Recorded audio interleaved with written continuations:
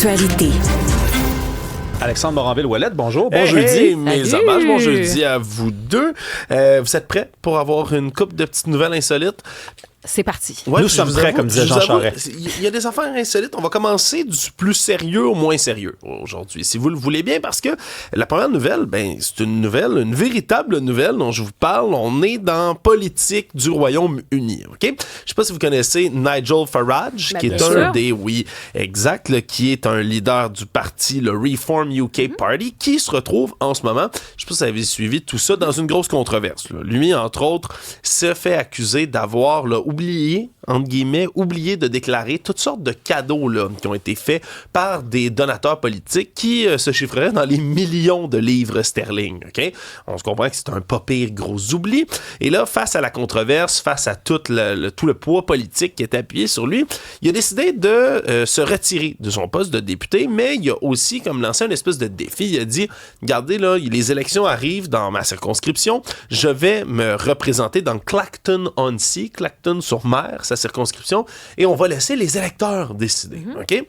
Le problème, c'est que là, tous les autres partis politiques autour ont dit « Ouais, t'essaies de faire une distraction, là, mon homme. On voit ça aller. Tu veux juste qu'on arrête de parler du fait que t'avais une controverse, que t'as pas payé cet argent-là qui était dû. Et on veut pas que tu utilises tout ça pour dilapider l'attention. Donc, la plupart des autres partis, que ce soit le Parti conservateur, le Labour Party, les libéraux-démocrates, ils ont tous décidé de boycotter cette élection-là. On se présente même pas, là, regarde, on va pas embarquer dans ton cirque. Mais il y a quand même quelqu'un d'autre, un autre homme politique au Royaume-Uni qui a décidé de se présenter contre Nigel Farage. Je vous le présente parce que moi, il est moins connu dans notre politique ici.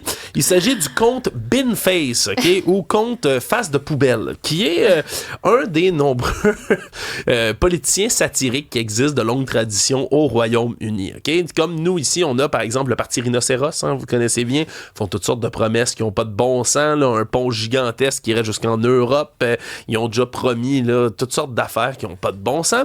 Ben, c'est un peu la même chose, la même tradition parlementaire qu'ils ont là-bas. Et contre Binface, en ce moment, est le seul à s'être présenté contre lui officiellement là, parmi les gens qui sont connus, qui a quand même au-dessus de 200 000 followers sur les réseaux sociaux. Puis, ça fait beaucoup réagir parce que là, il y a des gens qui disent « OK, on va voter pour lui ». Puis là, il y a de plus en plus d'intentions de vote qui montent en faveur du compte Binface contre Nigel Farage. Bon, est-ce qu'il va être capable de le détrôner pour vrai? C'est une autre question, mais moi, je vous avoue, je vais suivre ça avec attention. J'ai hâte de voir combien de gens sont prêts à voter juste pour être capable d'envoyer un message là, au Parlement à Londres que ça n'a pas de bon sens, ces agissements-là. D'ailleurs, en entrevue, parce que oui, il y a eu une entrevue de ce monsieur Comte Binface aux médias pour annoncer sa candidature. On lui a demandé c'est quoi que vous apportez justement dans la course. Sa seule réponse, je ne suis pas Nigel Farage. Donc, à vous de déterminer si c'est une bonne ou une mauvaise chose des politiciens satiriques. Moi, je vous avoue, ça me fait beaucoup rire, ce concept-là. Mais il va gagner, Farage aurait gagné contre des candidats et il va gagner contre ce faux candidat-là. C'est qu'il y a une autre façon de raconter cette histoire-là. C'est que lui, il a dit, bon, OK, j'ai été pincé, maintenant, c'est au peuple de décider. Oui. Parce que c'est vraiment l'incarnation d'un populisme britannique. Là-bas, il dit, c'est le peuple qui va décider versus les élites médiatiques qui sont contre moi puis qui me font passer pour un fraudeur. Et dans les deux scénarios, il va gagner. C'est quand même assez habile de se représenter parce qu'on s'attendait à ce qu'il tire sa révérence. Oui, puis qu'il saque son camp. Ouais. Oui, mais j'allais dire, oui, c'est une façon de dire je remets le pouvoir au peuple. C'est eux qui vont décider. Est-ce que ça, pour eux, c'est un enjeu? Est-ce que de la façon dont c'est présenté, parce que lui, évidemment, il essaie de tourner ça d'une autre façon en disant non, c'est pas un don de cadeau comme ça, ça servait pour d'autres choses. Mais bon, bref, il veut remettre le pouvoir entre les mains du peuple. Mais c'est habile aussi peut-être de la part des oppositions parce que, comme tu dis, eux, ils savent que de toute façon, il n'y aurait pas nécessairement de chance de gagner. Donc, ils essaient de faire en sorte qu'ils soient humiliés. Puis là, tu as la poubelle qui arrive. Bon, est-ce que ça va passer? Est-ce que le peuple, justement, est dupe ou non dans cette affaire-là? J'allais dire, l'histoire va nous le dire dans les prochaines semaines. Il y a une petite partie de moi qui aimerait tellement, je sais. mais tellement que Comte face de poubelle remporte une Alex. élection. Puis là, il est comme pogné pour aller au Parlement, puis il est genre, OK, je m'attendais pas à mais ça. Alex, moi, je pense pas une petite partie de toi. Il y a quand même une grosse... Si c'était des élections qui me concernaient, je serais déprimé. Mais là, comme c'est de l'autre côté de l'Atlantique, ça me fait du bien de rire pour une fois.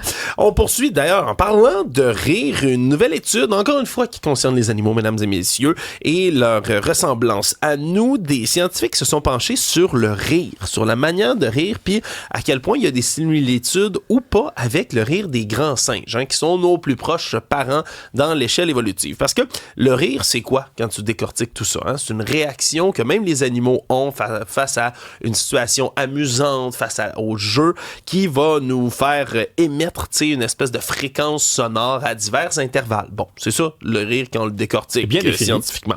Et on a étudié, c'est assez spécial, ils ont pris toutes sortes d'enregistrements de 4 chimpanzés, 3 bonobos, 2 gorilles, 4 orang-outans, puis 4 personnes. Okay? Puis là, tous ces singes-là, dans différents contextes, on les a chatouillés. Je vous avoue, je n'aurais pas voulu être le scientifique qui chatouillait le gorille, nécessairement. Chatouiller, faire rire dans une séquence de jeu, un moment où ils s'agaçaient entre eux. Puis on a utilisé ces enregistrements-là, puis on les a comparés, là, vraiment au niveau sonore, avec les rires de divers humains. Puis ce qui est intéressant, c'est de voir la différence. Là. Je vais pas rien vous apprendre en vous disant qu'il y a une grosse différence quand même entre les singes et les humains. Puis au niveau du rire, on se rend compte que ça fait à peu près 7 millions d'années, selon les estimations, que notre capacité de rire, si on veut, est différente. Elle a divergé il y a 7 millions d'années à peu près avec les grands singes par rapport à nos derniers ancêtres communs, parce que les singes, ça va toujours être un peu le même rythme. Okay? Puis ce rythme-là, on va le retrouver chez les humains, la même composition, la même mettons, composition, sauf que, contrairement aux singes, les humains, on est capable de prendre un contexte, de rire d'une différente manière selon le contexte. Dire rire jaune, un rire sarcastique, un faux rire, tout ça, mais les animaux comme les grands singes en sont incapables. Puis c'est ça la différence notable entre nous et nos cousins singes en matière de rire. Eux, je sais pas comment ils riraient de ce conte face de poubelle. J'aimerais tenter l'expérience. On se retrouve demain, Alexandre. Salut.